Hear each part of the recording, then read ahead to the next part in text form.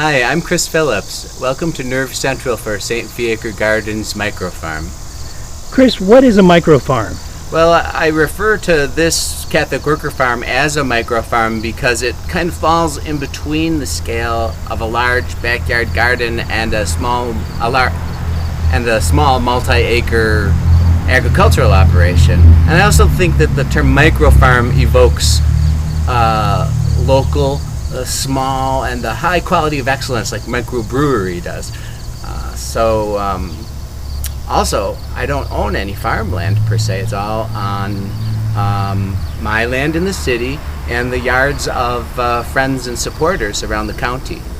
So people who have some extra land actually tell you that it's okay for you to cultivate them? That's right, yeah. For instance, I might approach someone through church or through Mercy Prayer Center or through Craigslist, and I have different barter arrangements with each individual.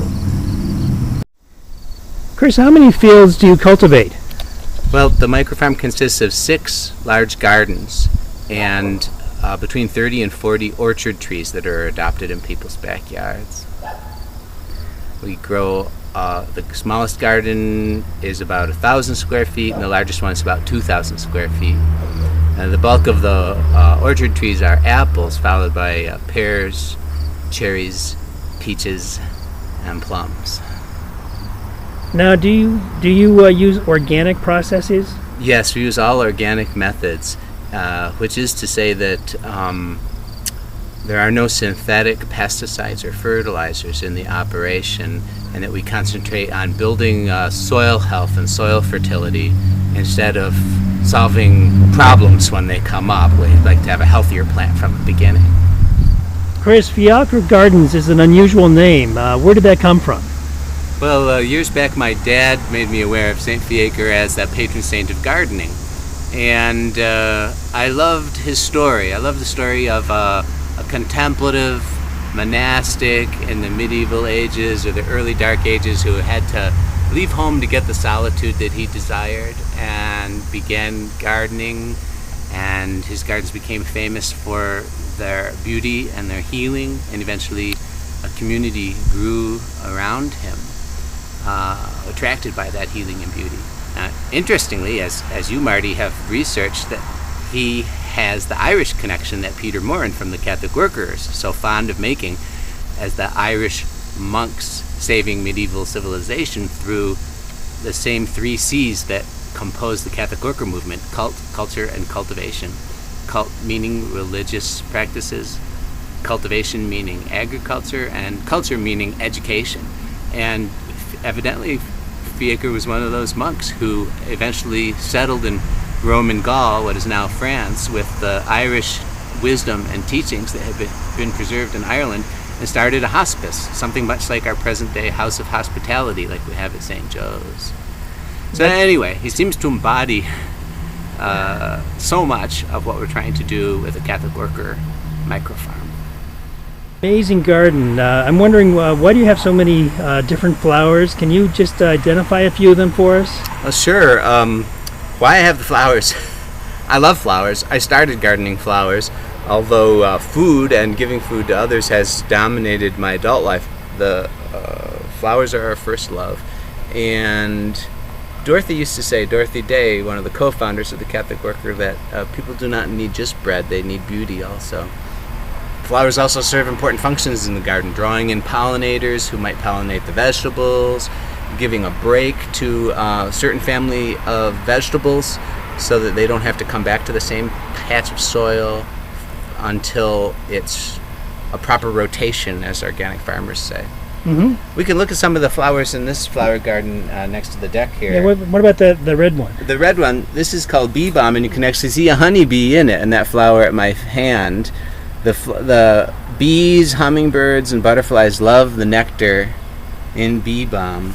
It's also called Oswego tea or Monarda, or it's the secret ingredient in Earl Grey tea, these dried leaves. Secret ingredient, oh wow. Yeah. It's a very aromatic herb. A little bit of that goes a long way to flavor a tea. What's this spiky flower? This is called globe thistle, and I grow these mostly for dried flowers. I have a dried flower and herb workshop up in the attic where I hang everything to dry, and then in the fall and spring I make dried flower arrangements. Usually I pick them at this stage where they have not yet bloomed in order to dry it. Once they get to this stage and they're blooming, I leave them in the garden. And this plant is a beauty. This is called Hopi red amaranth. It's grown by the Hopi Indians, and I grow it as a green. The burgundy colored leaves make a great garnish in salads, and the flowers reseed themselves so they can pop up anywhere in the garden. Really interesting. And I guess lastly I'd like to point out the common sage over here, garden sage. That's this leathery looking leaf in next to the Hopi red amaranth and Chinese asters and young first year echinaceas. I love to interplant the herbs. These are also known as purple coneflowers, the echinaceas. Really lovely, reliable flower in the garden, but also the roots are full of chemicals that help build the immune system. And of course garden sage is a common ingredient in poultry dishes, and I'm always interplanting the herbs, the vegetables, and the flowers where I can. Not only makes an interesting garden, but makes a diverse garden too. Chris, you have a plant over here. Can we walk over to the moon plant, I think is what you call it? Oh, the moon lily, yeah, that's down here. You can see this one's got two blossoms today. As the heat of the summer goes on, the blossoms will get more and more numerous. It opens at dusk and it stays open all night long, emitting a beautiful fragrance.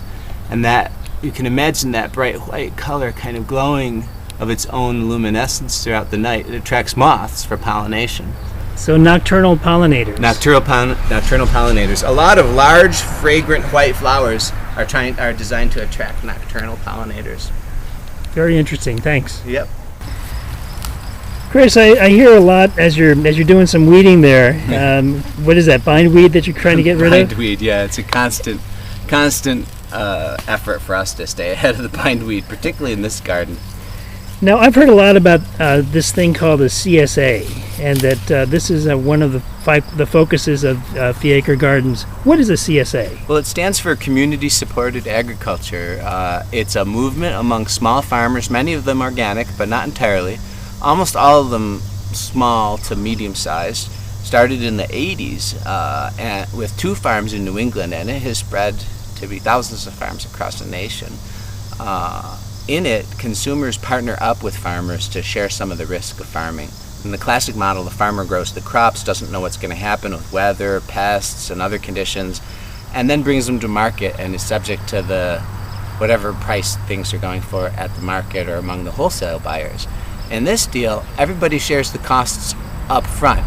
All the consumers pitch in at the beginning of the season, and that's the farmer's operating budget. And everybody shares a portion of the harvest.